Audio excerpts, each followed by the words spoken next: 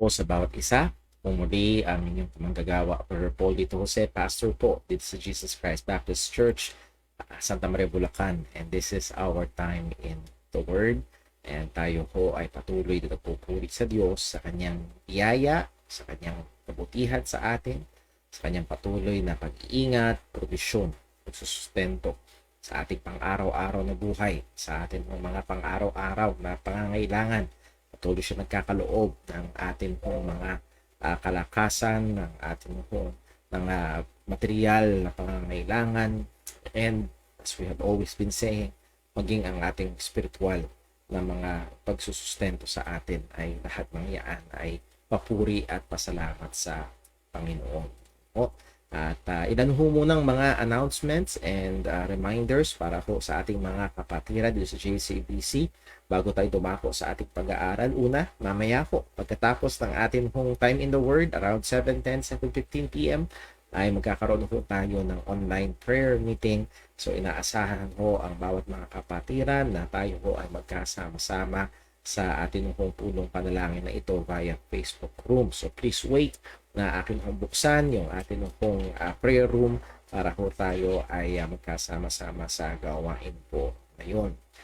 Ikalawa, sa Sunday ho ay magkakaroon po tayo, Sunday morning putas ng ating gawain, magkakaroon tayo ng short business meeting patungkol sa ilang mga bagay na kailangan kong ganapin dito sa church. At pagkatapos ng meeting na yun ay makakaasa ang ating mga kapatiran na tayo makakatanggap po ng mensahe patungkol sa mga napag-usapan po ngayon para malaman nyo rin po yung mga bagay po na pinag-usapan. At lahat ng iyon ay para po sa mas ikakabuti, ikakaunlad ng ating gawain dito sa JCBC. So, pag-pray ho natin yun at bigyan tayo ng wisdom ng Panginoon sa mga hakbangin na bagay po nating dapat gawin. And just para hindi ho kabahan ngayon sa inyo, ito ho ay, as we have said, ay hindi ho pabawas ang ministry natin. Even in the midst of the pandemic ay we can see na ang biyaya ng Diyos, ang ating ministeryo ho ay palawak.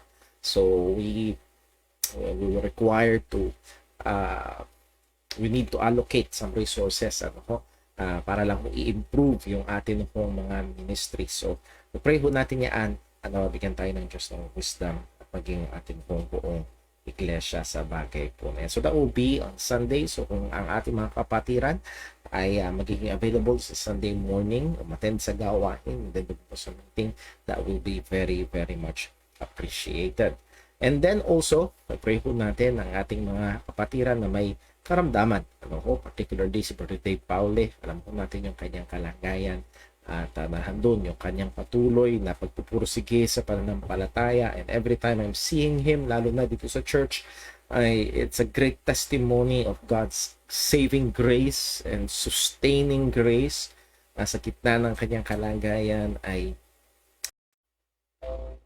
at kung kalooban po ng Diyos ay magawa ko yung deep brain stimulation o DBS sa kanya. Pray natin din patuloy ang recovery ni Sister Hope Hermia and then si Brother Lester John Abelia. Ilapit po natin sila patuloy sa Panginoon. And again, kung meron tayong mga kapatiran na may mga pangangailangan ng panalangin, please let us know. Let me know. At isang kagalakan and also trabaho ko bilang pastor na tayo ho ay maipag-pray. So nawa tayo ho ay patuloy na gamitin ng Panginoon sa mga bagay po o i-lead ng Panginoon sa mga bagay po na ito. Okay, so yun lamang ho. So pag-pray natin ang ating gawain sa Sunday morning, ating Sunday school is 8:30. Ang ating worship service is 10 a.m. And then yung ating evening worship service ay alas 6 po yan ng gabi.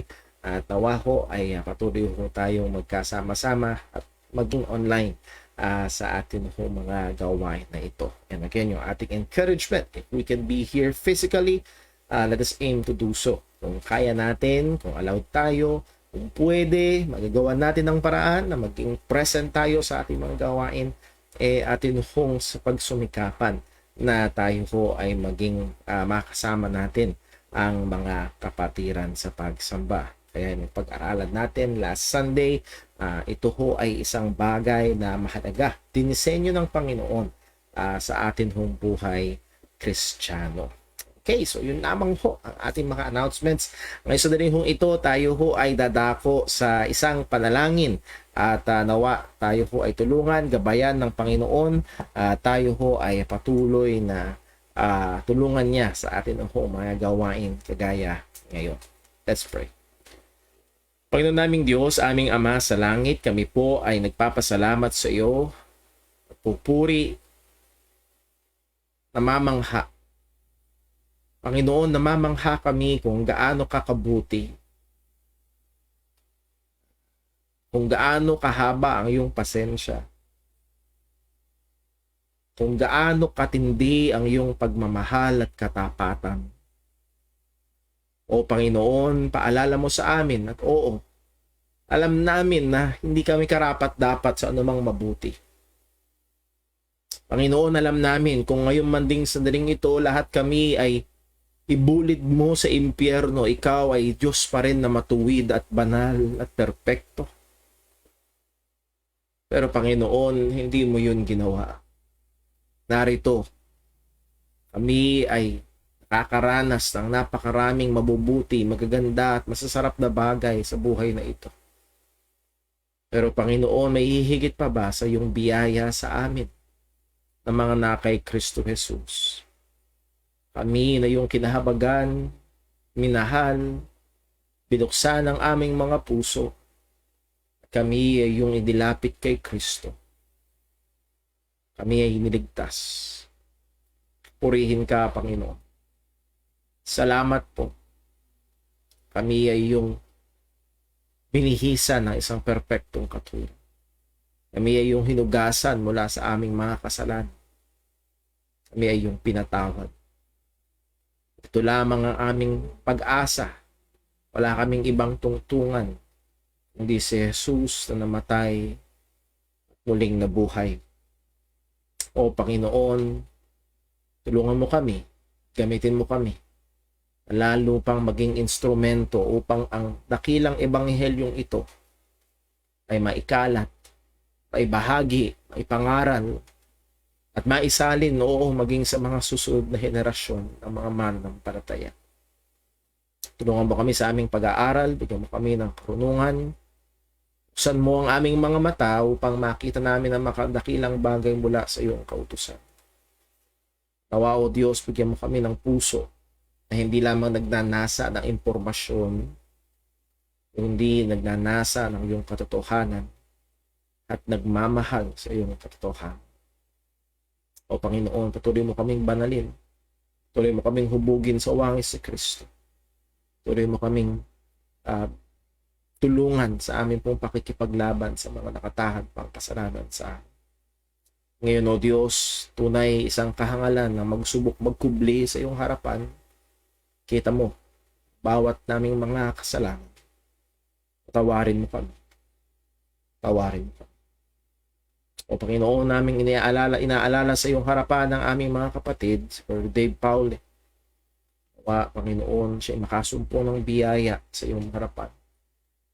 Yan po ang pagpapagaling patuloy ni Sister Hope at Brother Lester. Ikaw po nawa ang pumilos. At naroon pa ang iba't iba naming mga kapatiran na nangangailangan ng iyong biyaya. Taputin mo nawa sila, O Diyos. Tulungan, gabayan, paalala. Muli, O Diyos, at ang ating gagawin ngayong gabing ito, ikaw po nawa ang magbigyan ng kapurihan. At dalangin namin ito sa ngalan ng aming Panginoong Hesukristo. Amen. Okay, so tayo ho ay dumako sa ating hong pinaka-lesson ngayong gabing ito. So evangelism, this is lesson number 23. At mag-review ho muna tayo. Lord willing, susubukan ko maging mabilis sa ating review. Again, nandito yung ating New Testament concept of evangelism. Ano nga ba itong ideya o konsepto? Pagtignan natin ang bagong tipan.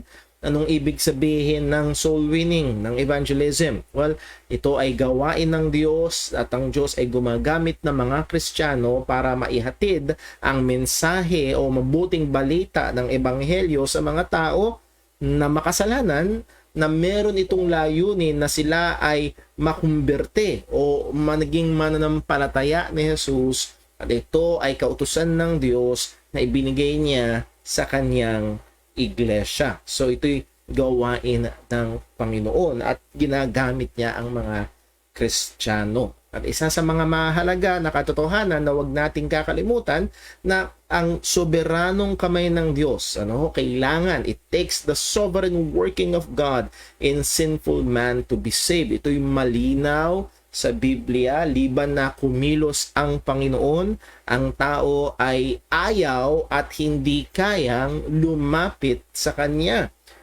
Sabi sa John 6:65, "No man can come unto me except it were given unto him of my Father."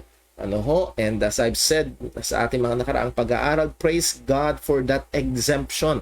Kung tinapos ni Jesus dun sa "no man can come to me", wala talagang maliligtas. Pero merong exemption, at ang exemption na ito ay hindi dahil may dahilan sa tao, kung hindi dahil makikita ito sa Panginoon, yung gagawin ng Diyos. So as we have said, it takes the sovereign working of God in sinful man to be saved. Isa ho sa binigyan natin diin ay ang popular na decisionism or decisional regeneration, which is ito yung itsura ng maraming paraan ng evangelism or soul winning sa panahon natin ngayon, maging sa maraming mga Baptist churches. Ito ay isang approach sa evangelism na pinapalagay na ang kapanganakang muli ay nakabitin or nakadepende sa desisyon ng tao. So pag ang tao ay nagdesisyon na tanggapin si Jesus, ang tao ay nagdesisyon na sumampalataya, dun siya maipapanganak muli. Nakita natin sa Biblia na ito ay baliktad. Hindi ito base sa desisyon ng tao. Ito ay soberanong paggawa ng Panginoon. Sa Ezekiel, nabasa natin, I will. Sa John chapter 3, verse number 8, ang sabi ng ating Panginoong Jesus, ang banal na Espiritu ay parang hangin. Pupunta, iihip, at hindi mo alam kung saan galing, hindi mo alam kung saan pupunta. Hindi ito kontrolado ng tao. At ganun ng bawat ipinapanganak ng banal na Espiritu. So, hindi kontrolado ng tao. Pero itong decisional regeneration, it's all controlled by man. It's all up to man's decision.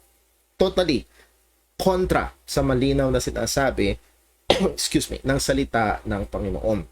Sang-ayon sa pananaw na ito, ang kailangan lamang ay mga tamang excitements or stimulations para ang tao ay gumawa ng desisyon na tanggapin si Jesus sa kanyang puso. So, maraming paraan ng pag-iebanghelyo ngayon or soul winning ay nakatutok sa metodolohiya na makakakuha ng desisyon o makakapagpatanggap sa tao kay Jesus. So anumang metodolohiya yan, drama man yan, emotional stimulation or manipulation.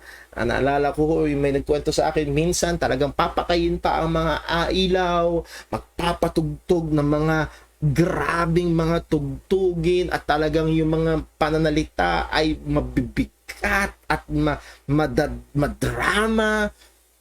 Yun yung mamanipulahin ng emosyon at doon dadaanin para tumanggap kay Jesus. And by the way, yung ibig sabihin ng pagtanggap ay totally different sa sinasabi ng Biblia. Sa Biblia, John 1:12, but as many as receive Him, sino yun receive Him? Even to them that believe on His name.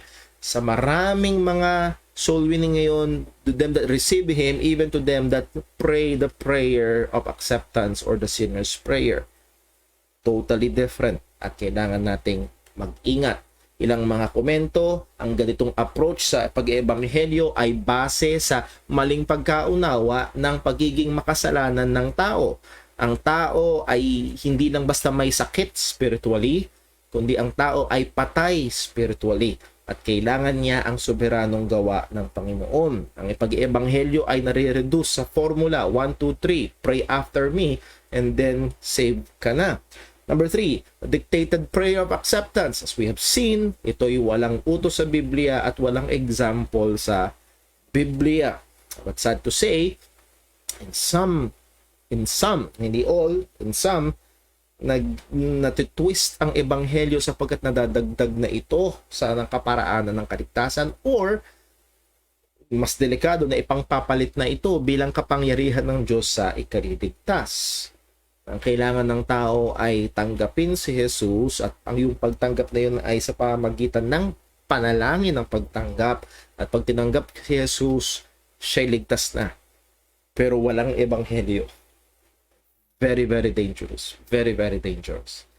Man-given assurance of salvation. Again, ang trabaho ng pagbibigay ng assurance ay wala sa soul winner. Ito ay trabaho ng banal na espiritu. At ang hamon sa taong nagke-claim na siya'y ligtas ay siguraduhin niya na siya nga ay may kaligtasan. Anong mensahe nating daladala sa pag-iebanghelyo? Walang iba kung hindi the person and work of Jesus Christ. Jesus Christ and Him crucified, sabi ho ni Apostol Pablo. Importante na ating imbitahan at hamunin ang mga tao, hindi mag-pray ng isang prayer o lumapit sa altar, kundi hamunin natin ang mga taong magsisi at manampalataya. At ito yung hamon sa makikita natin sa Biblia, sa Bagong Tipan. Ganito hinahamon ang mga tao. And for 1,800 years ng buhay ng iglesia ng ating Panginoong Kristo, that's the way of evangelism. Tinatawag ang mga taong magsisi at sumampalataya. Ngayon, ang tawag na sa mga tao ay lumapit sa altar, magtaas ng kamay at manalangin ng ganito.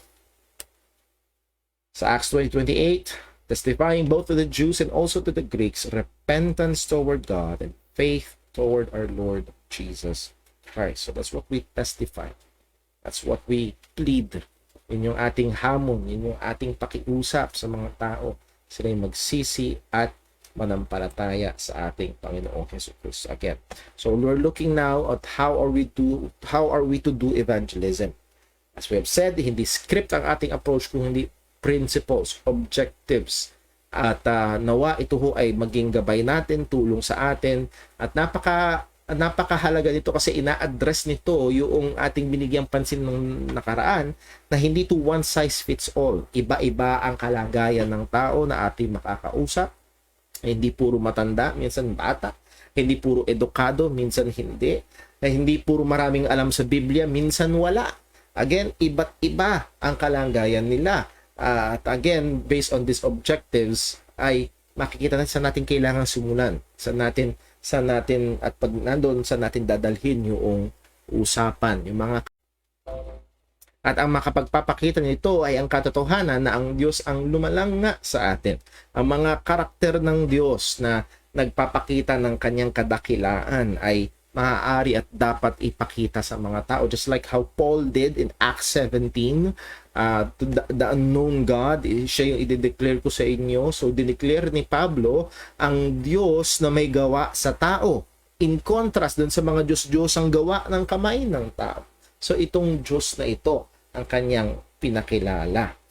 Anong desired response natin dito sa second objective? Ito pa rin second objective, to expose the sinfulness of man. So pag napinakita natin gaano kataas ang Diyos, ipapakita man natin yung pagiging makasalanan ng tao, na ang taong ito, tayong mga tao ay nagrebelde laban sa Diyos na lumalang sa atin. Ano ang desired nating response or matutunan ng tao na ating binabahagian ng ebanghelyo? I am a sinner, I have rebelled against God, I am under just condemnation. Ako'y makasalanan, ako'y nagrebelde laban sa Diyos, at ako'y nasa ilalim ng matuwid na hatol ng Panginoon. Well, itong katotohanan na ito ay kailangan nating maingat, ngunit seryoso, iitawid sa mga tao, lalo na sa atin hong kapanahunan na maraming mga tao na matuwid ang tingin sa sarili. At dito lalabas yung kahalagahan ng sinabi ng ating Panginoong Jesus na ang nangangailangan ng doktor ay yung may sakit. Yung walang sakit, hindi nangangailangan ng doktor. Hanggat ang tingin ng tao sa kanyang sarili, siya ay okay lang, tama naman yung kanyang kabutihan, hindi naman siya ganung kasama, nagsisimba naman siya linggo-linggo, nagpe-pray naman siya gabi-gabi, and I have heard all of those. At base doon, tingin nila ay okay na sila. So, hindi nila kailangan ng tagapagligtas. So, kailangan nating ipakita at bigyan ng pagiging klaro ang katotohanan na sila ay makasalanan, at dahil sila ay makasalanan, they are under just condemnation. So, ipakita yung pagiging sinful ng tao by the law. Point out natin yung spirit of the law, yung demand ng law, yung consequence ng sin, yung judgment and wrath ng Panginoon. As we have seen sa Romans chapter 1 and chapter 2, nandoon yung matinding epekto sa ating pang-araw-araw na kabuhayan. Ang tao ay pasama ng pasama. More on Romans chapter 1. Show man's inability to save himself. Isa ito sa mahalaga, hindi kaya ng taong iligtas ang kanyang sarili. Mark 10 verse 26. Ang tanong, who then can be saved? Ang sagot, with men, verse 27, with men it is impossible. So, imposible ang kaligtasan para sa tao. Hindi kayang gawin ng tao. Pero ito'y posible sa Diyos.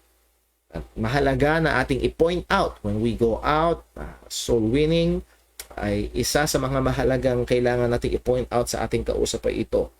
Kung tayo man ay nangangaral ng Ebanghelyo or nagbigay ng oportunidad ng Diyos na mag-handle tayo ng home Bible study or Bible study sa kumpanyang pinagtatrabahuhan or wherever, isa sa mga mahalagang i-point out ay ito. All and any methods of salvation that is based upon the merit or performance of man is false and to be rejected.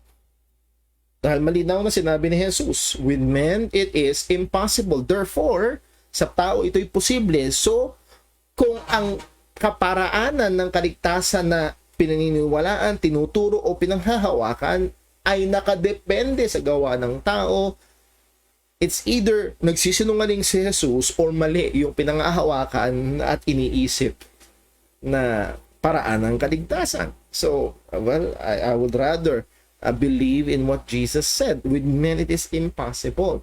So, pag meron tayong kausap at sang-ayon sa kanila, pag tinanong natin sila, paano pupunta sa langit? Kapag nagsalita sila at ang kanilang tugon ay may kinalaman sa gawa nila, sa gawa ng tao, well, alam agad natin kung nasaan sila.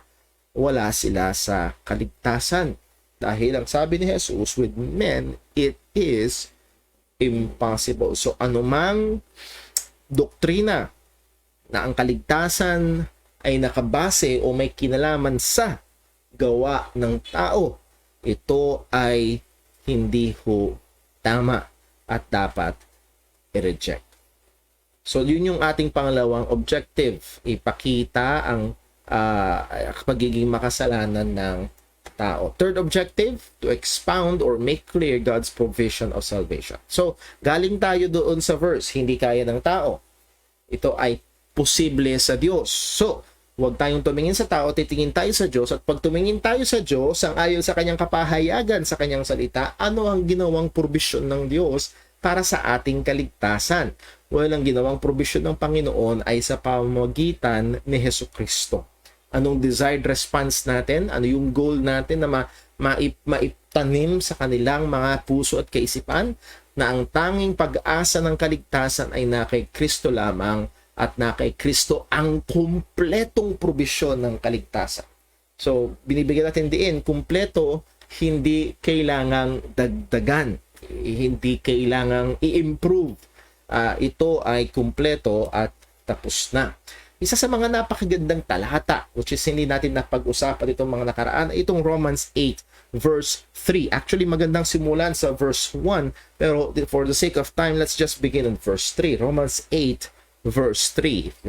If you're taking notes, ito ay isang magandang talata na bigyan ng pansin at inote nyo at inyong balikan pagkatapos ng ating pag-aaral. Anong sabi ng salita ng Diyos ay ito, for what the law could not do, in that it was weak through the flesh. So naging maingat si Pablo, merong hindi kayang gawin ang kautusan.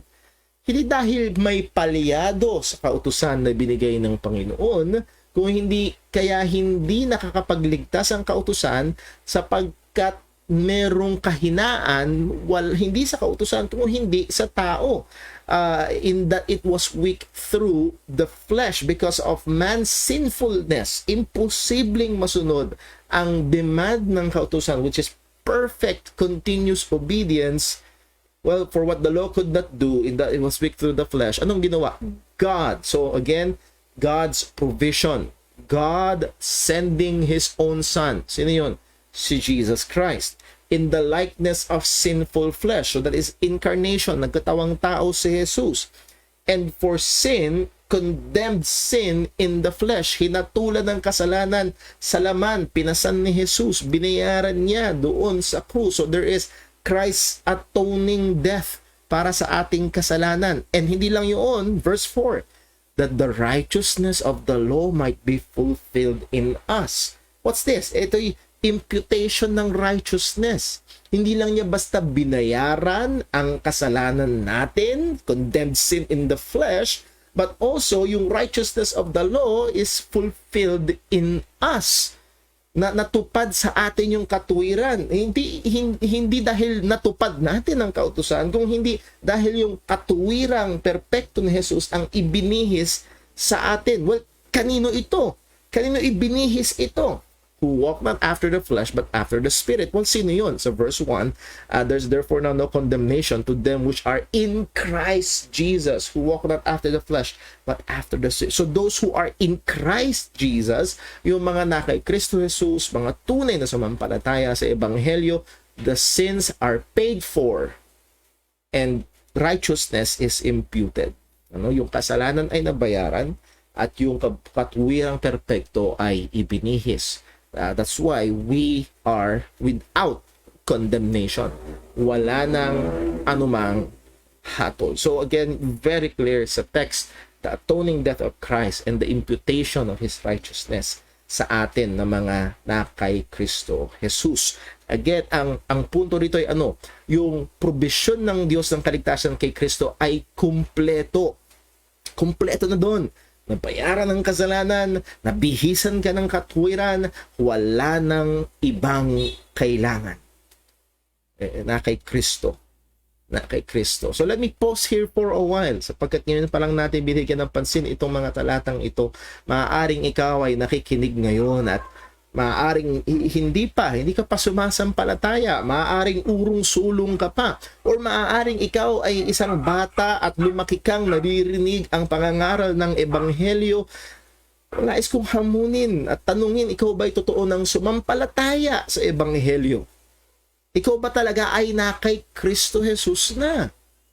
Ikaw ba talaga ay naglagak na ng iyong kumpletong tiwala kay Kristo? Kung ba'y nagsisi na sa iyong mga kasalanan at nanampalataya kay Jesus upang ikaw ay magkaroon ng isang ganap, tunay, kumpletong kaligtasan. Kung naririnig niyo yung mga aso, pasensya na. Well, tuloy ho tayo. Well, sa ating third objective nga is pakita ang provision ng Diyos na kumpleto sa pamamagitan ni Kristo Jesus, kumpletong kaligtasan. Anong emphasis natin? We must make clear that the salvation that God has provided for sinners is only in and through His Son, Jesus Christ. So, ibig natin in, nasa Kanya lang, through, sa pamamagitan lang niya. Again, any mode or idea or doctrine of salvation that is not in and through Christ,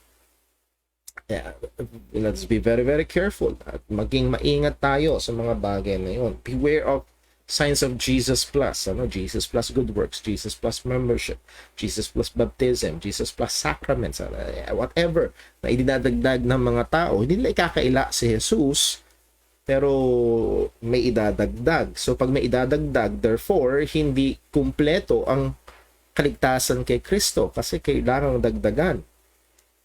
Anong danger? Ang sabi ni Apostol Pablo, if you be circumcised, Christ shall profit you nothing. Verse 4.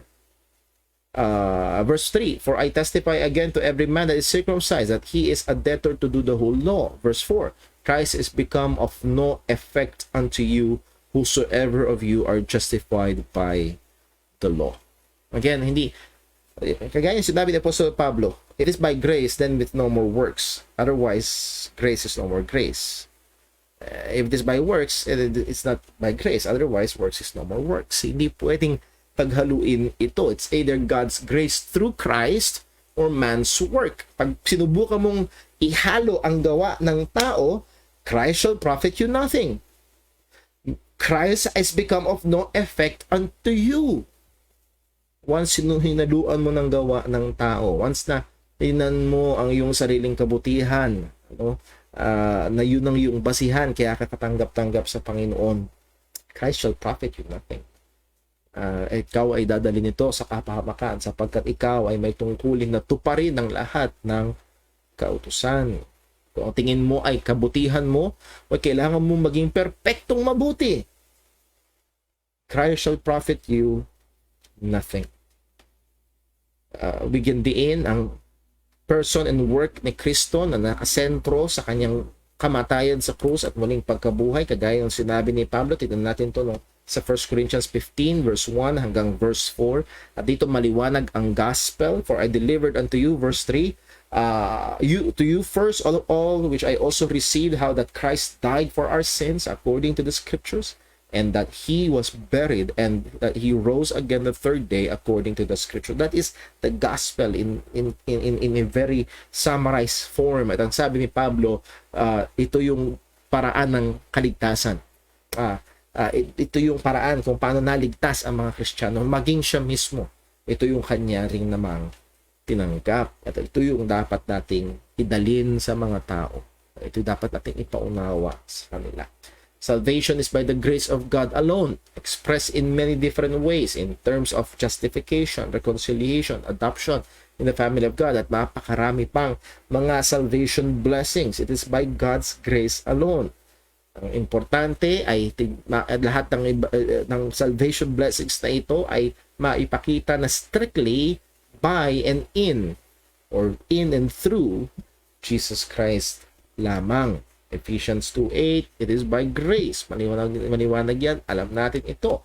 Justification is also by grace. And by Him, Jesus Christ, all that believe are justified from all things from which ye could not be justified by the law of Moses. Reconciliation, Colossians 1:21. And you that were sometime alienated and enemies in your mind by wicked works, yet now hath He reconciled. Paano tayo na-reconciled ng Diyos? Take note, hath He reconciled. It is not us who reconciled ourselves to God. It is God who reconciled us to Himself. Ang Diyos ang gumawa para ipakapagkasundo tayo sa kanyang sarili. Paano yun? In the body of His flesh through death. Through the death of our Lord Jesus Christ. And through that, He is able to present you holy and unblameable and unreprovable in His sight. Woo! Kailangan kong pigilan yung aking sarili. One day, haharap tayo sa Diyos na alam ang lahat, totally lahat patungkol sa atin. Lahat ng ating baho, lahat ng ating dumi, lahat ng ating pagkukulang, haharap tayo sa Kanya. Pero haharap tayo sa Kanya holy and unblameable and unreprovable in His sight. Bakit? Hindi dahil matindi yung faith natin. Hindi dahil may namatay, nagbayad ng ating mga kasalanan at may nagbihis sa atin ng perpektong katwiran. And that's the only basis kung bakit harap tayo sa Diyos at harap natin sa Kanya. Tingnan niya tayo na banal, unblameable, unreprovable in the sight of the omniscient God. What hope. So, again, ayoko magtagal, turetso tayo. Adoption. God sent forth His Son, made of a woman, made under the law, to redeem them that were under the law, that we might receive the adoptions of son. So tayo ay tinubos binayaran upang matanggap natin ang pagkaampon. Tayo inampon sa pamilya ng Diyos. And again, all of that is through our Lord Jesus Christ. So pag may kausap tayo at pinapresenta natin ang ebanghelyo, ang isisik nating i-emphasize ay yung katotohanan na it's only by God's grace, biyaya ng Panginoon, and consistent ang testimony ng Biblia. Itong saving grace na ito in its entirety is in and through Christ alone. Yun yung drive force natin. Sino man ang kausap mo, bata man na 5 years old or matanda man na 75 years old, yun yung driving force. Yun yung pupuntahan, yun yung direksyon. Ito yung katotohanan na kailangan nilang maunawaan. Well, the fourth objective is this: to explain God's terms in offering salvation in Christ. Okay? Ipakita na ang kaligtasan ay sa pamamagitan ni Jesus. Ano ngayon? Ano ang terms? Well, ito yung desired response natin. At ito yung nais natin sa taong ating kausap na kanilang maisip at kanilang maunawaan. I must forget my own terms and submit to the terms of God's offer. Kailangan kong kalimutan, kailangan kong iwan, kailangan kong bitawan, kailangan kong itapon yung mga paraan, kaisipan, nakasanayan, kinalakihan ko, at tanggapin lamang ay yung kaparaanan na binigay ng Diyos. Yun ang magiging hamon. Yun yung katotohanan na dadalhin natin sa kanila. We must hope in and submit to the only means that God has provided for our salvation. Kailangan natin na magpasakop, umasa dito sa iisa, sa tanging kaparaanan na binigay ng Diyos para maligtas. Hindi tayo malaya na umimbento ng ating sariling kaparaanan ng kaligtasan. No, one time, I-share ko dito sa church, salvation by sandwich. Ano yan, Brother Paul? Ano yan? Sandwich. Nung few years ago, or some years ago, ako nagtatrabaho pa noon sa Amerika as a chauffeur. Nandun kami sa airport, naghihintay kami ng aming pasahero, may kasama ako, nakasama ko sa kumpanya, magkatabi kami, pareho kami naghihintay. At sinusubukan ko siyang bahagian ng ebanghelyo. At dumating sa punto na gusto kong ipaunawa sa kanya na siya'y makasalan at nangangailangan tagapagligtas. At si Jesus lamang, yung ginawa lamang ni Jesus. Kagaya ng ating pinag-aaralan.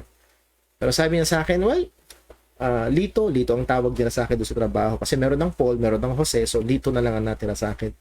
O Lito, tuwing weekends, syempre, English niya sinabi, tuwing weekends, tuwing day off ko, alam mong ginagawa ko? Gumagawa ako ng sandwich. Gumagawa ako ng sandwiches. At pumupunta ako sa mga lugar kung nasan yung mga homeless.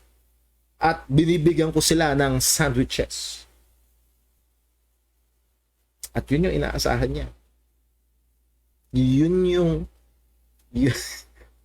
para sa kanya, sapat na yun. Para papasukin siya ng Diyos sa langit. Salvation by sandwiches. Hindi tayo malayang gumawa ng ating sariling kaparaanan ng kaligtasan. Anong sabi ni Apostol Pablo sa Corinthians 13 verse 5? Examine yourselves whether ye be in the faith. Prove your own selves. Know ye not your own selves how that Jesus Christ is in you, except ye be reprobates. Meron kong dalawang bagay. There are two things that needs to be ascertained. Meron dalawang bagay na kailangan tiyakin. Una, the faith. The faith. Ano ito? Not personal faith na ina-exercise, but the body of truth to be believed. Yung katotohanan na kailangang sampalatayanan. Ano ito? Ang ebanghelyo. Siguraduhin mo na ang iyong sinasampalatayanan ay ang ebanghelyo nga. Totoong ebanghelyo. Ang iyong sinasampalatayanan. Kailangang siguraduhin. And then pangalawa, that you are in the faith. Hindi sapat na alam mo ang tamang ebanghelyo. Dapat siguraduhin mo na ikaw ay nasa pananampalataya nga na ito. Hindi sapat na alam mong ebanghelyo. Dapat siguradong ikaw nga ay tunay na sumasampalataya. You must be in exercising through faith. And the object of which is the gospel. Hindi lang basta information. Maraming taong may alam ng ebanghelyo. Linggo-linggo, kinakanta nila. Pag tanong mo sila, sinong tagapagligtas? Si Jesus. Bakit namatay si Jesus sa krus? Para bayaran ng ating mga kasalanan. Naniniwala. Alam nila, may impormasyon. Pero hindi sila sumasampalataya. So, hindi sapat na alam natin yung the faith, but we must make sure that we are in the faith. Ano hong nais kong puntuhin ho dito? Hindi obligado ang Diyos na ikonsidera yung ating paraan. We must make sure that we are in the faith. Sabi ni Pablo tungkol sa mga Hudyo sa Romans 10 verse 1, Brethren, my heart's desire and prayer to God for Israel is that they might be saved. For I bear them record that they have a zeal of God, but not according to knowledge. So, pinapatutuhanan ni Pablo, pambihira, meron silang matinding kasigasigan patungkol sa Diyos. Pagdating sa pagiging masigasig, ay maluluma tayo. They have the zeal, but not according to knowledge, not according to truth. Anong sabi? Verse 3, For they, being ignorant of God's righteousness, sila ay ignorante sa righteousness ng Panginoon. That is God's means of providing righteousness, yung kaparaanan ng Diyos ng pagbibigay ng katuwiran, at yun ay sa pamagitan ng pananampalataya kay Kristo Jesus. Anong kanilang ginawa? Well, hindi nila alam, ayaw nilang kilalanin ang katuwirang binibigay ng Diyos. Well, ayaw nilang kilalanin yun. Sila ay, para ba ganito? May in-announce, may libreng bigas sa munisipyo. Lahat ng taga Santa Maria, may libreng bigas buwan-buwan. Hindi mo kinalala. Anong gagawin mo? Bibili ka ng iyong sariling bigas. Well, narito, may katwiran na binibigay ang Diyos. At ignorante sila doon at nireject nila yon. They are going about to establish their own righteousness. They're trying to establish ang kanilang mga sariling katwiran para maging katanggap-tanggap sa Panginoon, and have not submitted themselves unto the righteousness of God. Again, take note, zeal for God. They establish their own righteousness. Hindi sila nagpapakasama-sama. They're very religious. Ang sabi, they have not submitted themselves unto the righteousness of God. For Christ is the end of the law for righteousness to everyone that believed. Ano nangyari? Hindi nila sinampalatayanan si Jesus. Again, God is under no obligation to consider our own desired and developed means of salvation. Tingin ko ganito. Palagay ko ganito. Siguro naman ito. No. Dapat tiyakin natin na pinapailalim natin ang ating sarili sa kaparaanan na itinakda ng Panginoon. Hindi obligado ang Diyos na gaano ka man kasinsero, gaano ka man ka diehard, kapanatiko dun sa iyong paniniwala. Ang Diyos ay wala sa langit na nagkakabata, pambihira, sige na nga. No. Walang ganun. Kailangan mo tiyakin that you are in the faith. Hindi pwede na gumawa ka ng sarili mong paraan. Hindi obligado ang Diyos na konsidera yung sarili mong paraan. Anong reasoning ng tao?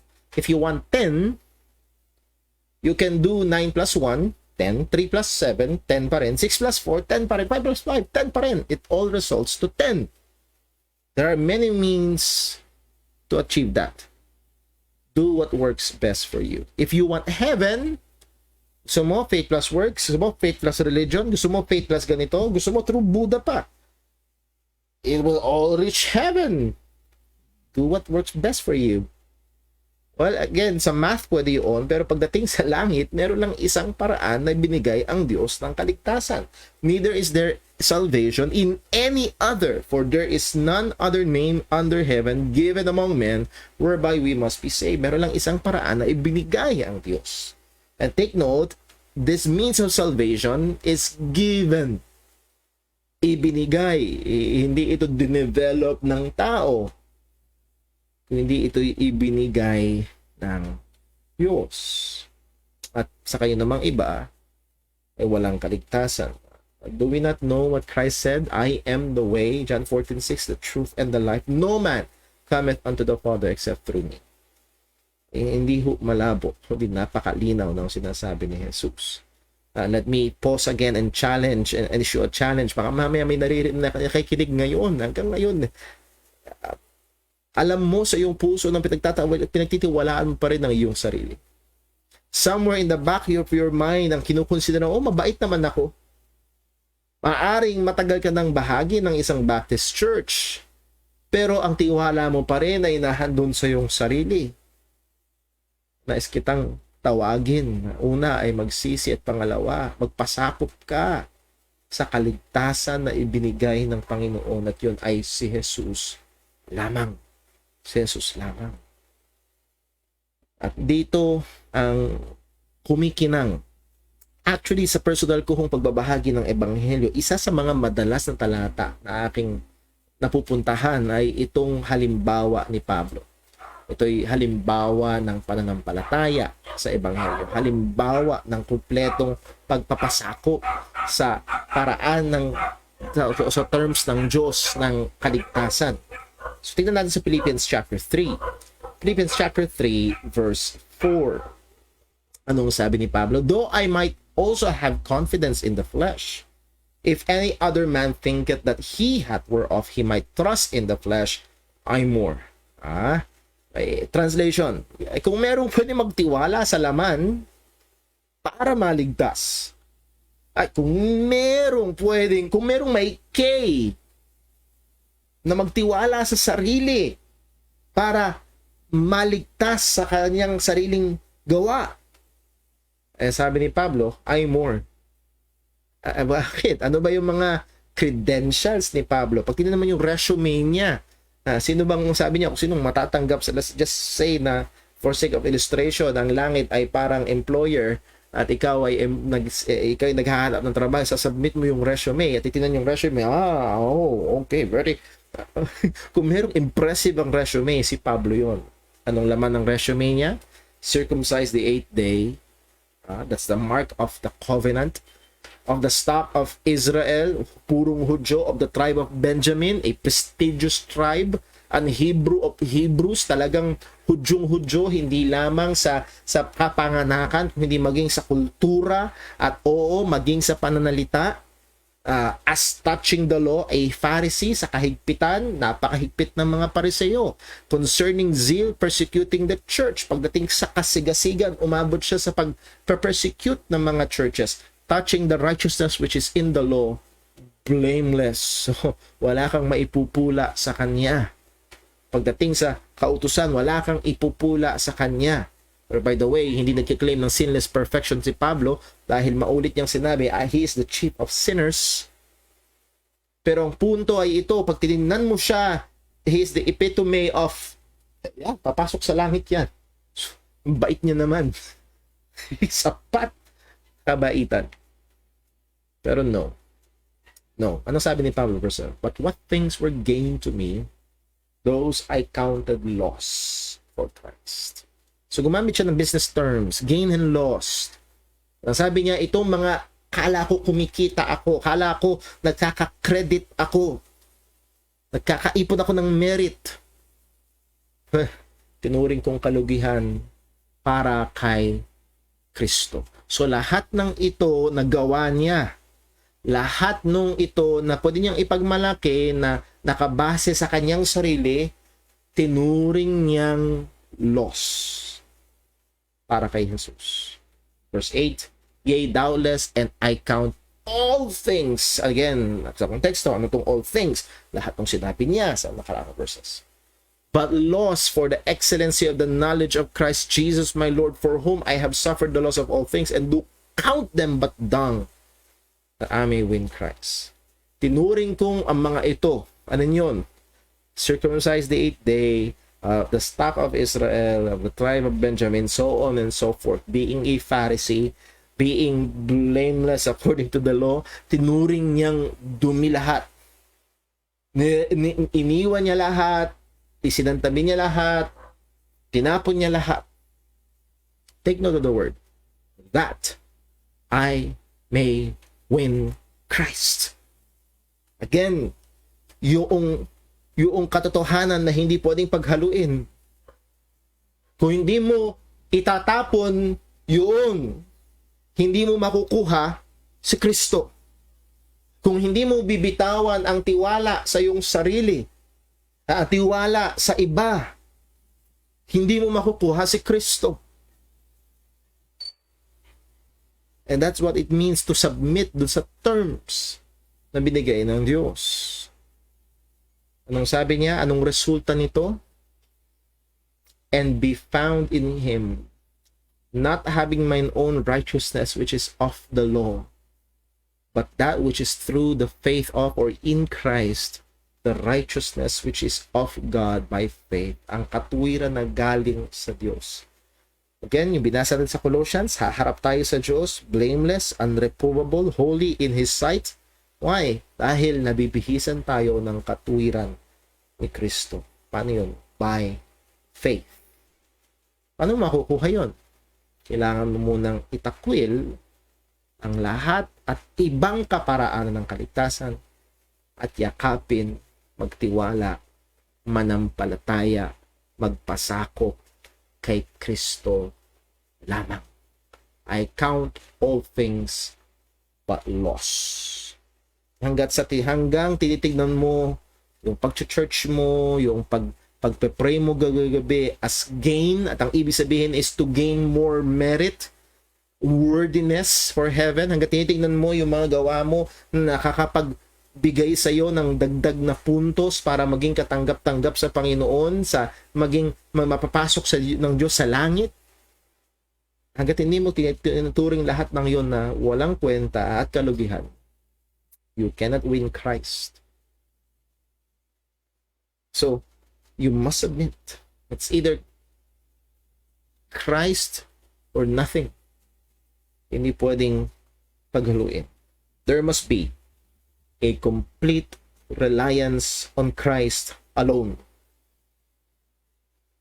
Sabi nga ng isang awitin, nothing in my hands I bring, simply to the cross I cling.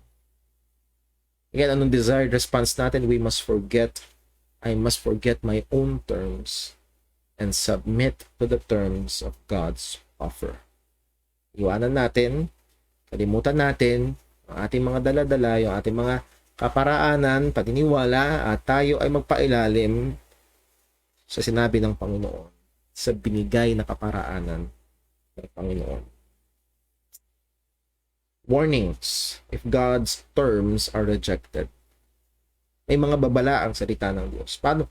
Pag binaliwala, pag hindi ginawa ito, pag hindi nagpasakop sa kaparaanan na binigay ng Diyos, there are warnings. Sabi ng John 3:36, He that believeth on the Son hath everlasting life. That's a great and precious promise. Pero yung kabaligtaran nito ay totoo din. He that believeth not the Son shall not see life, but the wrath of God abideth in him. Now, let us make this clear. Yung believeth in the Son, hindi lang ito basta may impormasyon, as we have seen kay Apostle Pablo sa Philippians chapter 3, it is Christ alone. Hanggat hindi mo sinasampalatayan ng Christ alone ang iyong salvation, hanggat meron kang hinahalo na yung sarili, you will not see life, but the wrath of God abideth on you. 2 Thessalonians 1:8, in flaming fire, taking vengeance on them that know not God and obey not the gospel of our Lord Jesus Christ. who shall be punished with everlasting destruction from the presence of the Lord and from the glory of his power. Wow. If you will not obey the gospel, and that word is, mamaya, bibigyan natin, obey the gospel. Inuutusan ka ng ebanghelyo na magsisi at sumampalataya. If you will not obey, inuutusan ka ng ebanghelyo na iwanan ng lahat at bitawan ng lahat at manampalataya lang kay Jesus. If you will not obey, ang naghihintay sa iyo ay parusa. Naghihintay sa iyo ay parusa. Hebrews 10:26, for if we sin willfully, at yung sin dito is apostasy, to turn away from Christ, if you will reject Christ, at that ye have received the knowledge of the truth, the gospel, there remaineth no more sacrifice for sins. Pag iniwanan mo si Kristo, ano pa pambayad ng kasalanan mo? Wala na. Ano naghihintay sa iyo? But a certain fearful looking for of judgment and fiery indignation, what shall debar the adversaries? You might be religious, maaaring lamang simbahan ka linggo-linggo, and maaaring marami kang alam, maaaring kabisado mo ang ebanghelyo, pero kung hindi ka tuloy na sumasampalataya, you are still an adversary. Kaaway ka pa rin ng Diyos at naghihintay sa iyo ay maalab na ganti at parusa ng Panginoon. Now, we must exercise wisdom and discernment in giving out this warning passages. Kung yung ating binabahagian ng salita ng Diyos, nakikita natin na durug na talaga siya, as in basag na ang kanyang puso sa katotohanan ng kanyang pagiging makasalanan, at siya'y kumbinsido na sa kaligtasan na kay Kristo Jesus lamang, let us be very careful. Baka mamaya ay durug na nga, pinulbos mo pa in offering this warning passages. Again, just exercise wisdom and discernment. This is just a practical thing. Ngayon, sa pangangaral, or maaaring kung talagang merong talagang nagmamatigas, maaaring i-issue itong warning passages na ito. These are in the scripture for reason, dahil merong mga nagmamatigas. Again, siguro dito natin tapusin. Meron lang tayong 2 minuto. So muli, ano ang ating fourth objective? To explain God's terms in offering salvation in Christ. Itong term na ito ng Panginoon ay hindi choice among many. Para bang pupunta ka sa Jollibee, pipili ka ng gusto mo. No. Ito lamang, walang ibang pagpipilian. Kagaya nga na sinabi ni Pablo, it's either you count all things but lost, that you may win Christ. It's either only Christ or not Christ. Hindi pwedeng Christ plus si Yesu Cristo lang. And when we go out at binabahagi natin ng ebanghelyo, itong katotohanan, dapat masumpungan tayong tapat sa katotohanan ito. Let us exercise discernment sa mga kinakausap natin. As ikwento ko daw sa inyo yung karanasan ko sa isang manggagawa. For 15 minutes, hinayaan ko siya magsalita. Ang tanong ko sa kanya ay simple lang, paano po maliligtas ang isang tao? Pagkatapos ng mga 4-5 minuto na malabo ang kanyang sagot, inulit ko yung tanong, kayo po, paano kayo naligtas? For 15 minutes, walang banggit ng ebanghelyo. Walang banggit ng kamatayan ni Jesus sa krus. Nababanggit niya si Jesus. Nababanggit niya ang relasyon kay Jesus. Nababanggit niya ang kapayapaan kay Jesus. Pero wala ang tanging paraan para magkaroon ng relasyon at kapayapaan sa pamamagitan ni Jesus. So, ma-discern natin sapagkat madami ang nagpapakilalang Kristiyano pero hindi tunay. At nawa, masumpungan tayo ng Panginoon na iniingatan ng katotohanan ito. Again, may God gives us wisdom sa ating paghahayag ng mga katotohanan ito, pagpapakilala sa mga tao ng katotohanan ito upang makita nila na ang kaligtasan ay kumpleto At oo, ito sa pamagitan lamang ni Kristo.